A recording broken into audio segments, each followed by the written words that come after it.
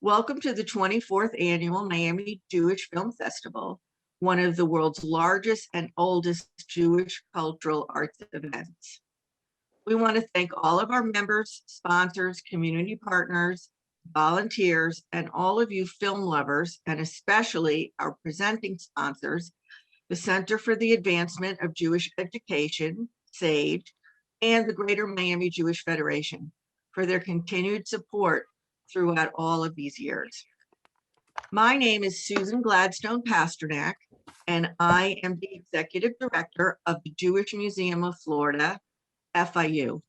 And I'm very excited to be moderating this virtual conversation with our two guests, David Arond, the director of the one and only Jewish Miss America documentary, and Barra Grant. Did I pronounce that correctly? Yes, Barra Grant. Barra Grant, actor, screenwriter, playwright, director, and Bess Myerson's daughter.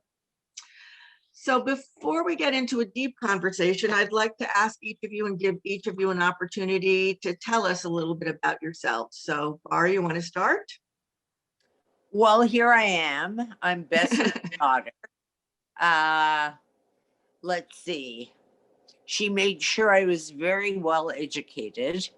And I started my career as an actor. Then I decided to become a writer. I wrote films, plays. I directed my films. And recently I have been performing for the last 2.5 years in a one-woman show called Miss America's Ugly Daughter, which was presented in LA and subsequently off Broadway in New York. And that's me. Okay. Well, welcome. And Thank David, you. the director, can you tell us a little bit about Sure. yourself? So I'm a PBS guy in a Fox News world. What can I say? So for years, I worked for PBS's nightly business report. I was bureau chief over in Moscow, Russia for a number of years during the Gorbachev era. And I love looking at history and documentaries. And that's what I focused my whole career on. And I think the one and only Jewish Miss America is an exciting story about anti-Semitism and also following a moral compass, pivoting to address social inequalities. It certainly is. So to get started, could you tell us, David and Barra, how did you decide on this particular documentary, and how did the two of you connect and work out how you were going to do this film? Well, I always like to put a face on a story, and you talk about anti-Semitism or social injustice, racism. It's complex. I have a younger daughter, and she was trying to navigate her way in the world. And I knew the story of Bess Myerson from my mother, who's now 91, but she was 15 at the time of 1945 when Bess Myerson won the Miss America pageant. And I thought it was such a compelling story. And I was shocked when we look at our youth today that they see these different issues going on, but they really can't put a face on the story. And then I recollected, in my mother, my daughter's grandmother, recollected the story of Bess Myerson, that not only did she win the festival, but then in turn, she got slapped in the face and had to deal with basically pivoting when they took away the different prizes. You know, she won the crown, but and then inhibiting her pageant tour. And my daughter was in utter shock. She said, "This is America and couldn't happen." And World War II. And I said, "Okay, we got to make a film about that." So I approached Barra, and she was 100%, 110% cooperative. She thought it was a great story, and the rest is history. And then obviously we included two experts in there as well, Abe Foxman with the Anti-Defamation League, and Brian Levine, who runs the Center for Hate Studies. So I think between the three of them, we put together a fairly interesting topic that addresses a very complex issue, anti-Semitism, but shows that as an individual, which Bess Myerson did, you don't just have to roll over and put up with it. You can actually turn it. And did you know each other, or did you connect through this film? We connected through the film. I And should you ask were, Barra how she, she was very yeah. gracious. What was your experience, Barra? My experience was meeting you, David, trusting you utterly, putting myself in your hands and answering your questions. That's my experience with David. It was wonderful. And I'm very proud of what he Mhm. accomplished. Mhm. Well, you touched on what I think is very important is that hopefully everybody who's watching this has seen the film, but maybe not everybody is so aware of the importance of the timing of Bess Myerson becoming the first and to this date only Jewish Miss America just post-Holocaust, so much anti-Semitism in the world. What part of that were you've mentioned it a little bit, but each of you hoping to convey and making sure we all learn from this film? Well, for my part, and David is the historian, but what I was always very impressed with growing up is that my mom won the pageant in September of 45. VJ Day was in August. Mm-hmm. So the pageant was the first peacetime event in the country. So from my point of view as a historian, it was so critical. It's 1 week after World War II has ended. We find out about this horrible tragedy, the loss of 6 million Jews. And we think this is a time that finally Americans could embrace Jewish people in their ranks. And nothing is more iconic than Miss America. We think of America and apple pie and what represents America better. So I think, the Jewish community, I know my mother living in Chicago, she said, she was living in the Jewish community in Chicago. And she said, when it went live on the radio, everybody was gathered around the radio, not only in her home, but every other apartment throughout that area. And it was such a win for Jewish America that they were finally incorporated into mainstream USA. And then all of a sudden, right after Bess Myerson wins Miss America, suddenly corporate America gets this aha moment, wakes up. They didn't expect her to win. She's the dark horse, literally and figuratively. Yeah. And all of a sudden with Bess Myerson, Ford Motor Company withdraws their prize. She doesn't get the motor car. Catalina Swimwear was supposed to provide a $5,000 scholarship. She was the only college graduate, went to Hunter. She was going to go to Juilliard. I mean, Right. A slap in the face. It's hard enough as a poor Jewish girl from the projects in the Bronx to suddenly break that barrier. But then this horrible, she hits that glass ceiling and realizes that corporate America is not going to embrace a Jewish America. You were talking about it being the first event after the war, and David was talking about what happened with the sponsors and the anti-Semitism. And I wanted to make a comment that one of the things I found so interesting is that she was so talented, and I don't just mean that she could play the piano and the flute so well, but she was so accomplished. And you described that in the film. They had a point system, and there was just no way not to be giving her all of these points because, as you just mentioned, she was the only college grad and other things. Do either one of you want to comment on that? I mean, she was, way beyond accomplished compared to some of the other competitors. In addition to being beautiful, it wasn't just about beauty. Well, I think the thing that was interesting about my mom is she was so other than. She was poor. She was from the Bronx. She thought the whole world was Jewish. When she got to the pageant, she was amazed at the world, and she never thought she would win. And I think that liberates something in a person.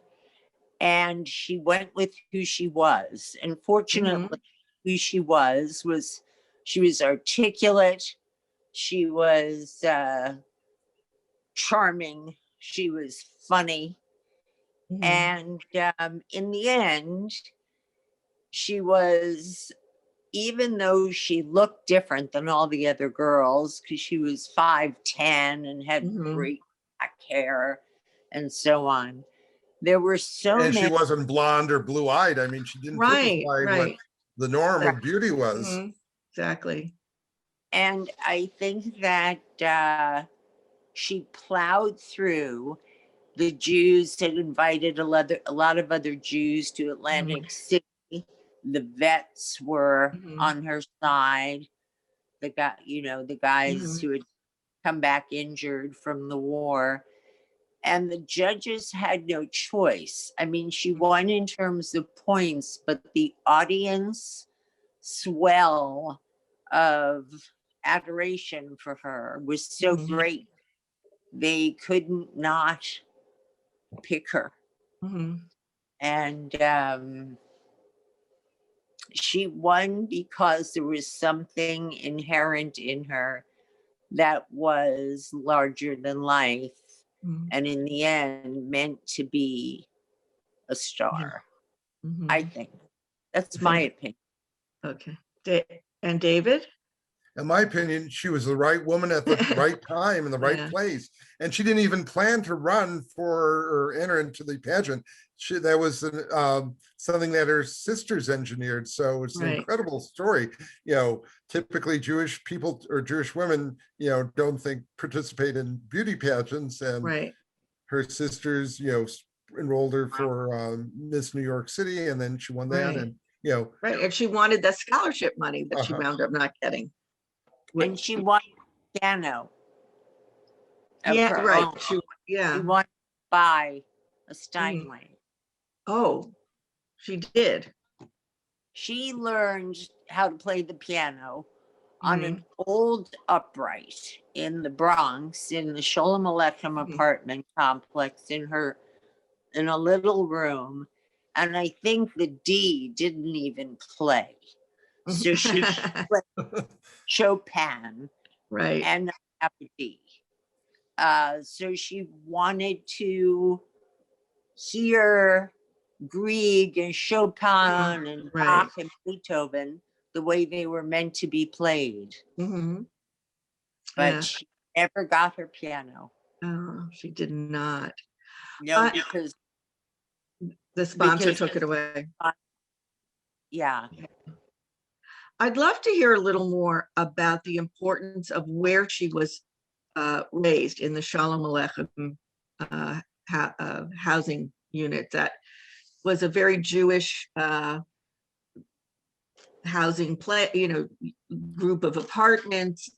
It had a sort of a socialist, maybe kind of leaning towards it. Everybody was very interested in making sure their children were educated. Her mother wanted her to play the piano. How did that affect how she dealt with being Miss America and what happened when the sponsors withdrew? I think one thing that was also very important is that people were extremely poor. People would get evicted all the time, and other families would bring them in. My mom's family often, I know this sounds trite, didn't have food on the table. She lived in one bedroom with her two sisters. Her parents slept in the living room. And there was this sense of it's not that it was a ghetto, but it wasn't it was a sad place to grow up. And one of the reasons my mom kind of got married the year later after she won was so that she wouldn't have to go back to the Bronx because it was rough. Her dad was a house painter. He didn't make a lot of money, but he took great pride in the walls. Have my mom come to Fifth Avenue where he painted walls, run her hand over the paint to show her there weren't any bubbles, that it was very, very perfectly painted. Yeah, And yeah, they were all Jews. They were socialists. It Right. wasn't religious as much as it was political. mhm, They're communists. Um, and my mom read the newspaper aloud to her father every night in Yiddish. mhm. And Yeah, her, that was portrayed beautifully in the movie, David. You really captured that Thank you. relationship between Bess and her father, pulling the splinters out of his fingers late at night and reading him his paper. Were you happy with that portrayal? It seems to be similar to what you're saying, Barra, the way David portrayed he it. was he was a wonderful man. Her mom on the was fairly critical. Her mom Mhm. was tone deaf, and when my mother would play the piano to practice, her mother would scream out from the kitchen, "Wrong." Her mom was also, as you know, not in favor of my mother going to the pageant and parading in a bathing suit. Mhm. One night, her father said to her, "Bessie, look, Queen Esther was a beauty queen and she saved her people." That's all he said. It wound up having great significance, and now it's Purim. So Uh, it's good to connect the dots. And my mom never forgot. And Yes, when she yes, I love that story. when Did you she know that story, David? Can you hear me? Yes, you mentioned in the film, it's mentioned several times that she was described as the most um, importantly significant, beautiful Jewish woman since Esther. And Barra was just telling us a fabulous story about what her father said. I was wondering if you knew that, or we all Oh, both. absolutely. I was so inspired by it too. Mhm. Yeah, I just think it's sort of to share it, if you don't mind me using that word, that we're having this discussion on Purim Day, the day of Yes. Purim. So it's very, I think, significant. And the I'm gonna, other thing, yeah. I was going to say too is, that's so incredible is, people don't realize the importance of Miss America. Everybody in America was glued to the radio at that point, and then the audience was all the Jewish people from Atlantic City and the surrounding areas of Jersey and New York. I mean, this was a big deal, and for just, even if Bess Myerson didn't win, but the fact that she won, it validated American Jewry, that we're suddenly part of the mainstream culture. And that was just, I think, the ultimate in acclamation or success, or what, the American experience. Yes. When You she was mentioned in the film, oh, go ahead, I'm sorry. when she was staying in the hotel, she had never stayed in a hotel. She was in the lobby, and a Jewish couple came up to her, and the Exactly. woman grabbed her by the arm and said, "Do you speak Yiddish?" And my mom said, "Yes, of course." And the woman said, "You have to win. You have to show them that the Jews can be beautiful, that we're not ugly." Mhm. Right. Um, and my mom was overwhelmed by that responsibility. And I don't know, Yeah. when she did win and she did her final trip down the runway, all the Jews in the audience turned away from the runway and hugged each other because they had won. Mhm. And my mom Yes. told me at that point, she knew she had ceased to be a person and had become a symbol for the Jews. And I think Yeah. that's the most important thing. And not only winning um, the Miss America pageant, but Bess Myerson throughout her life, and commitment to Israel, commitment to Jewish and other social issues, really became the symbol of Jewish people. Mhm. Yeah. And you also highlight in the film how she went to visit the wounded soldiers who had just come back from World War II and the impact that made on her and in her whole life going forward. Would one of you like to talk about that a little bit? Because that seems so significant. You Yeah. mean during the pageant? During the pageant, and Yeah. then for from ever, forever from then, she was a champion for the wounded soldiers of the Yeah. world. She was a champion for the wounded, for the underdog. When she finally became Commissioner of Consumer Affairs, she went out and made laws to help people Mhm. who were not successful.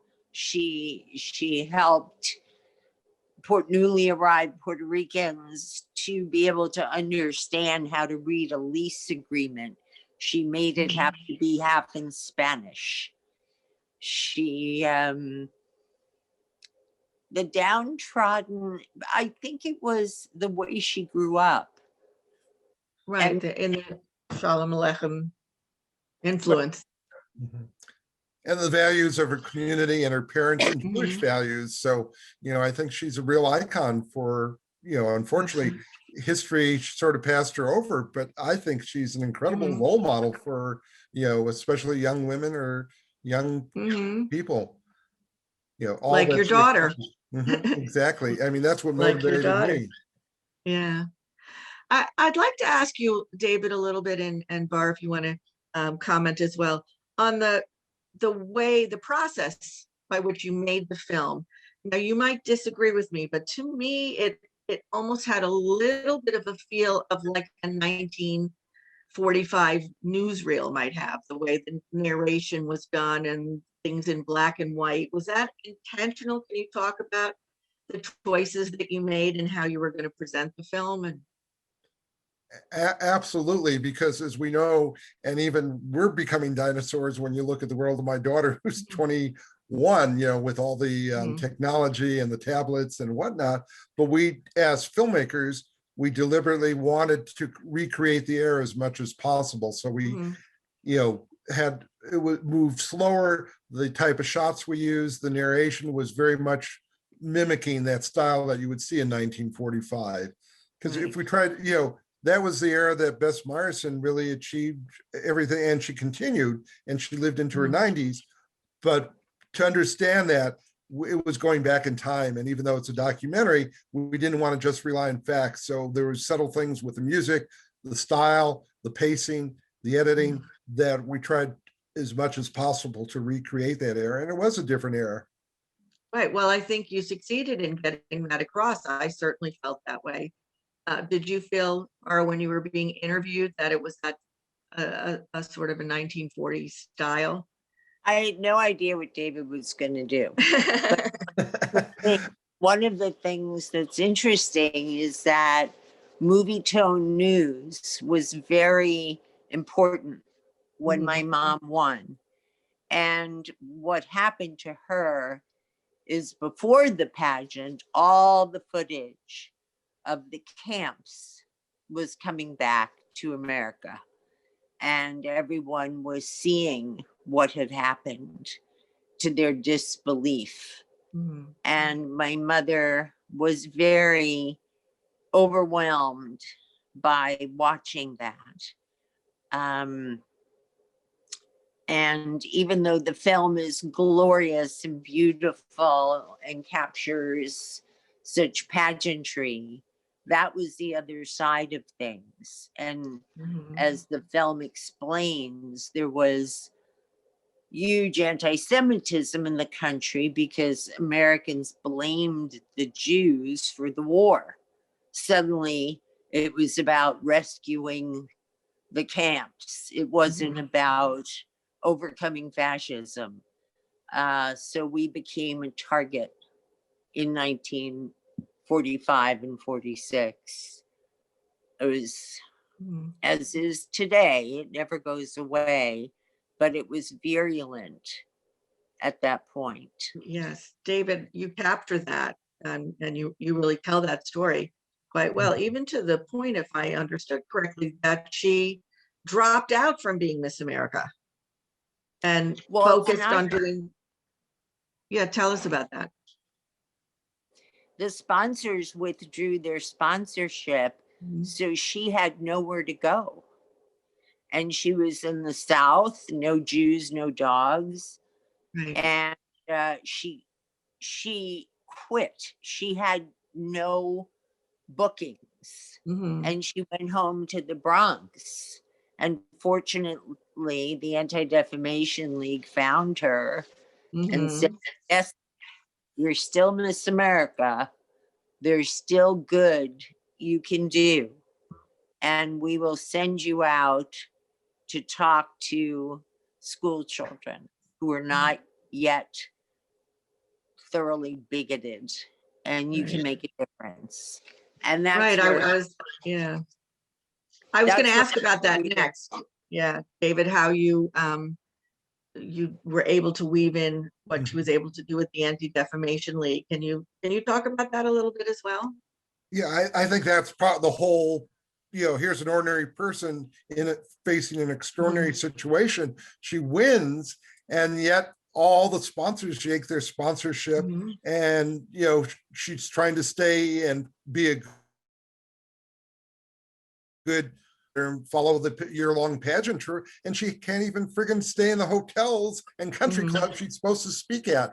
So she does Right. return to the Bronx. But what I think the story is about the whole reinvention that she did as a 22-year-old woman, young woman, that Mhm. rather than say this sucks and I can't believe that anti-Semitism perseveres and I'm a victim, she turned it around with the help of the Anti-Defamation League and said, hey, I can make something stronger. And I think that's the most powerful Mhm. aspect of Bess Myerson and the whole story of the one and only Jewish Miss America.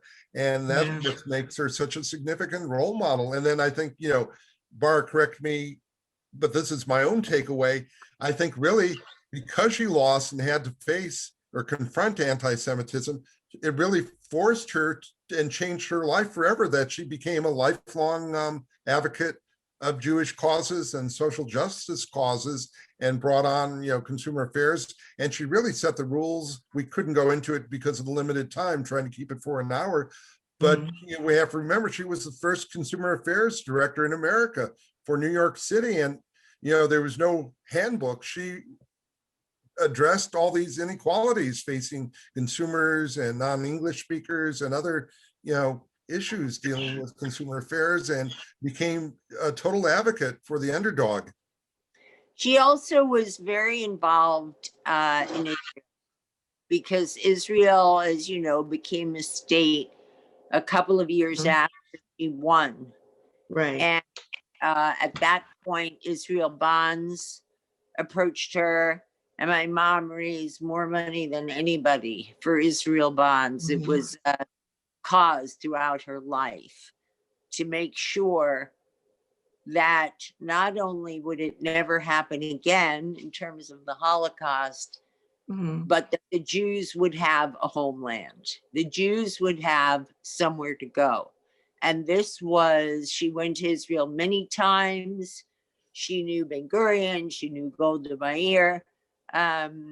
She believed in that country to her core. Mhm. And it was, I think, throughout her life, the state of Israel was the most important cause and the most important emotional basis for her. Very important. Mhm. Well, I think you both kind of touched on what I was going to ask as we're sort of wrapping up a little bit. Is I think you both said it, but if there's anything you want to add to it, what do each one of you feel is the most important message from the film that you would like our viewers to walk away with? I think the most important phenomenon is anything is possible. to be Miss America back then was a dream that was unapproachable. It was so important in the country. And of all people, this tall, skinny kid from the Bronx won. And that goes to show you that anything is possible. And once you've been singled out in that way, you owe it for the rest of your life to give back to the fact that you were selected in that way and to make something out of the opportunity you have, even if it wasn't what you thought it would turn out to be. And I think her courage, the fact that she was plucked at such a young age, her sense of purpose was formed and never faltered. And that to me connotes a truly brave and spectacular woman, but we're all capable of making a difference. We can do mitzvahs. We can enact acts of great kindness. And that's what my mom means to me. And David is the director. But what one message, if you had to say one, because there are certainly more than Right. one, there's more than one message, but what would you most like our viewers to walk away with from after having watched your film? The whole idea of perseverance, that here it is a person who was dealt an unfair hand, and rather than say, woe is me, she pivoted. And, I think this symbolizes Jewish people throughout our whole history, is not to look the other way, that you have to take a stand. And Bess Myerson has definitely stood up, not just, with her own situation with the Miss America pageant, but committed her whole life to fighting injustices. Mm-hmm. And I would just like to make a comment that I think you beautifully captured, you, David, in your direction, and you, Barra, in some of your description of family relationships. We didn't really talk about that much, but the relationship between your mother and her sister. We talked a little bit about her father, but I thought it also was a beautiful family story. So I just wanted to make that comment as well. Mhm. Yes, my mom made a family of all the Jews. She Mhm. felt Oh, that that's a beautiful, connected to mhm. Mhm. That's a beautiful statement. So can you tell us a little bit about your play and where that may be going and where you're it's a performing? really wonderful, fairly comedic take on what was like to be Bess's daughter, Miss America's ugly daughter. It's online. There's a website. We had to shut down. We were off Broadway. We had to shut down because of the virus. But I will be going out with it again. And And David, then where hopefully to Miami too. yes, you'd have a huge audience here. I can assure you. And David, what should we be looking out for from you? So, like everybody else, we were working on a couple of other documentaries and everything shut down. So we're pivoting. Mhm. So, we're hoping this summer that we can start production on a couple of other Jewish documentaries that we're working on. So that's what we're planning to do. And then I don't know, Barra, can you share the online program that you might be working on, or is that any news there?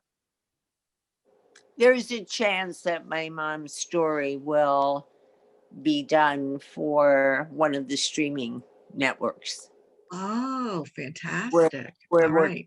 we're working on that now. Okay. So you'll let us know. I will. So we can look at it. Okay. Well, I want to thank you both, David Arond and Barra Grant, for being with us today for this discussion. It's a wonderful film. I enjoyed it very much and I learned a lot from it, and I'm sure all of our viewers have as well. So once again, I'd like to thank all of our members and sponsors and community partners, including SAGE, the Center for the Advancement of Jewish Education, and the Greater Miami Jewish Federation for all of their continued support, and for our audience in participating in the 24th Annual Miami Jewish Film Festival. It's been a pleasure.